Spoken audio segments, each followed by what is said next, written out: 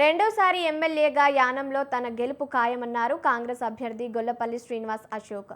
ఓటమి భయంతో మాజీ మంత్రి మల్లాడి కృష్ణారావు ప్రజలను భయభ్రాంతులకు గురి చేస్తూ వార్నింగ్లు ఇవ్వడం సిగ్గుచేటు అన్నారు కాంగ్రెస్ అభ్యర్థి గొల్లపల్లి శ్రీనివాస్ అశోక్. ఎన్నికలలో తన విజయం ఖాయం అయిపోయిందని చెప్పుకొచ్చారు. ప్రజలు సంపూర్ణ మద్దతు ఇస్తుంటే తట్టుకోలేక మల్లాడి అనేక దుర్మార్గ చర్యలకు దిగుతూ తన స్థాయిని దిగజార్చుకుంటున్నారని చెప్పారు. ఓడిపోతే యానం పిచ్చోడిగా పేరు మార్చుకుంటారని మల్లాడి చెప్పడం ప్రజల్లో సానుభూతి కోసం పాకులాడడమే అని అంటున్న గొల్లపల్లి శ్రీనివాస్ అశోక్తో మా కాకినాడ ప్రతినిధి Naveen Raj face to face. Assembly ఎన్నికలైతే చివరి దశకి వచ్చాయని చెప్పొచ్చు. ఇంకా కేవలం 2 రోజులు మాత్రమే ప్రచారానికైతే ఉంది. ఇప్పటికే కాంగ్రెస్ అభ్యర్థి సిట్టింగ్ ఎమ్మెల్యే గొల్లపల్లి అశోక్ అయితే కనుక యానం నియోజకవర్గం అంతా కూడా చుట్టుముట్టారు. ప్రతి ఇంటింటికి కూడా తిరిగి ఓటర్లని నేను ఏం చేశాను, నేను మరలా నెగ్గితే మరలా ఏం చేయబోతున్నాను అయితే చెప్తున్నారు.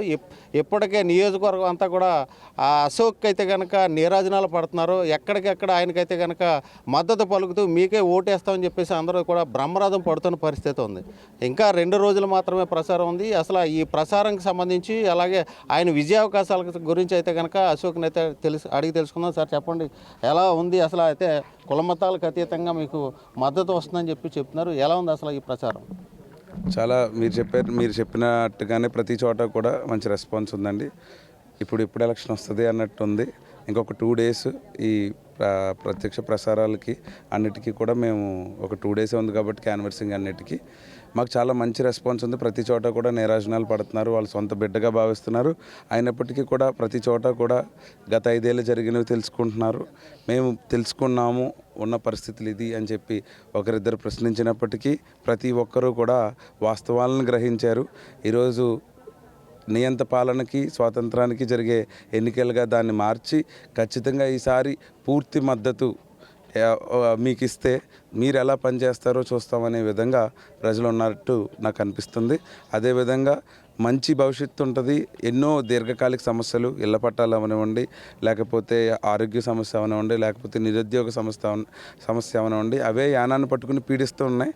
ఇప్పుడు ప్రతి ఇంటికి వెళ్తే ప్రతి తల్లి కూడా, ప్రతి ఒక్కరు ఇంట్లో కూడా, ప్రతి యువకుడు అదే పరిస్థితి. వాళ్ళందరూ కూడా డిసైడ్ అయిపోయారు ఆల్రెడీ. దీన్ని ఎట్లా అంటే ఏప్రిల్ 9 తర్వాత ప్రతి ఒక్కరూ కూడా స్వేచ్ఛా స్వాతంత్రాలతో బ్రతికే పరిస్థితి వస్తుందని చెప్తున్నాం. అదేవిధంగా ప్రజలందరూ కూడా గమనించేది ఏంటి అంటే ఇప్పుడు వరకు చాలు ఈ 30 సంవత్సరాల నియంత పాలన. ఇప్పటికీ ఇంకా మేము వచ్చి ఓటు అడిగి ప్రతి చోట కూడా మేము వెళ్ళిన 10 నిమిషాలకి వాళ్ళు వచ్చి బెదిరించడాలు, ఇంకా అటువంటి వాతావరణం ఈ ఊర్లో ఉంది అంటే ప్రజలందరికీ కూడా ఒకటే కోరుకుంటున్నాం. ఇటువంటి పరిస్థితులు ఈ ఒక్క ఎలక్షన్తోనే మూసేస్తే రేపు భావితరాలకి ఎవరికి కూడా ఇటువంటి పరిస్థితులు రావు.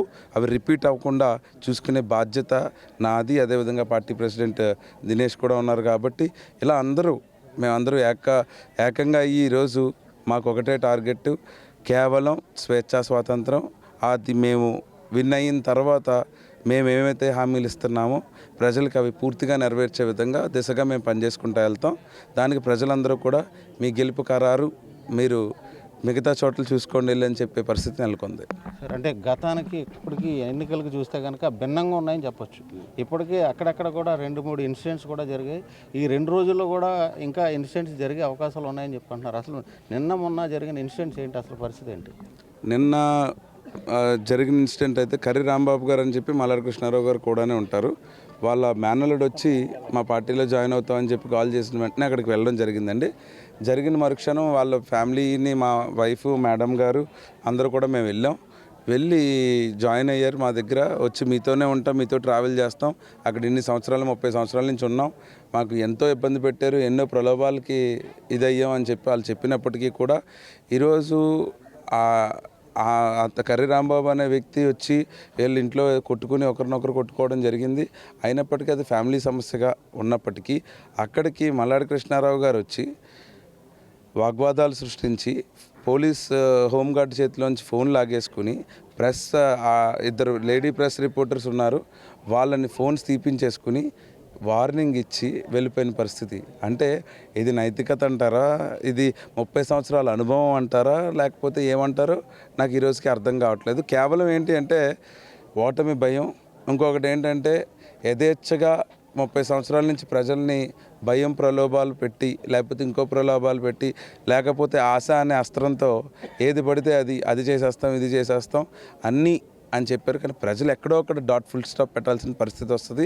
ఈ ఎలక్షన్ గత ఎలక్షన్లో కూడా నాకు 2021లో గెలిపించినప్పటికీ కూడా ఫుల్ స్టాప్ అనే అనుకున్నాం. కానీ అది కొంచెం కామాలా మారి ఎక్కడి వరకు డ్రాగ్ ఆన్ చేసింది. కాబట్టి ఈ ఎలక్షన్తో ఈ ఫుల్ స్టాప్ వస్తే ప్రజలందరికీ కూడా పూర్తిగా అన్నీ కూడా చేరతాయి. మేము ఒక మంచి ప్రభుత్వాన్ని మంచి గవర్నెన్స్ చూపిస్తూ ప్రజలు ఏమైతే కోరుకుంటున్నారో అది 100కి 100 జరుగుతాయని ఎవరు కూడా చెప్పలేరు. కానీ మేము ఎంతవరకు చేయగలమో వాళ్ళ కోరికలకి అన్ని మా ప్రణాళికలు మాకు ఉన్నాయి కాబట్టి అవి నెరవేర్చే దిశగా ముందుకెళ్తాం. సార్ అంటే ఒక విషయం చెప్పండి, అంటే మల్లాడి కృష్ణారావు గారు అయితే కనుక నేను ఓడిపోతే పేరు మార్చుకుంటా అని చెప్పారు. ఏం పేరు మార్చుకుంటానంటే యానాం పిచ్చోడని పేరు మార్చుకుంటాను నేను గెలవకపోతే అని చెప్తున్నారు. మీరు ఏమంటారు దానికి? నేను ఇది నిన్నే విన్నానండి. అది రోజుకొక సెన్సేషన్లా ఉంటుందన్నమాట. పాత్రికేయ మిత్రులందరికీ కూడా ఇది నవ్వుతున్నట్టు అనిపిస్తున్నాయి. అతని మాటలు ఎలా అంటే, నా తండ్రి వయసున్న వ్యక్తి అతను. నేను అతని గుండెకి ఎంచుకుంటే ఇప్పుడు ఒక ఇంట్లోకి వెళ్ళానండి. ఒక అబ్బాయికి చెయ్యికి బాగాలేదు, అలాగే ఇంకొక ఇంట్లోకి వెళ్ళాను, వాళ్ళకి హార్ట్ స్ట్రోక్ వచ్చింది. ఇప్పుడు ఈయన గుండెకి ఇచ్చుకుంటే 2 ఏమైనా తగ్గిపోతాయి సార్ మాకు? లేకపోతే పేరు మార్చుకుంటే ఏమన్నా మాకు రోడ్లు పడిపోతాయా? ఇవేమీ జరగవు కదా. ఇప్పుడు కొత్తగా మీరు అన్నట్టు ఆ పదం ఏదో చెప్పారు, ఏంటి సార్ అది? అది దానివల్ల ఎవరికి ఉపయోగం సార్? ఇవన్నీ ఏంటంటే ప్రజల్ని సింపథెటిక్ గ్రౌండ్స్లోకి లాగి కేవలం ఫస్ట్ ఏమో భయపెడతారు, తల పట్టుకుంటారు, జుట్టు పట్టుకుంటారు, అందకపోతే ఇప్పుడు కాళ్ళు పట్టుకుంటారు. ఇవన్నీ ప్రజలన్నీ గమనిస్తున్నారు. యానాం అసెంబ్లీ ఎన్నికలైతే చివరి దశకి వచ్చాయని చెప్పొచ్చు.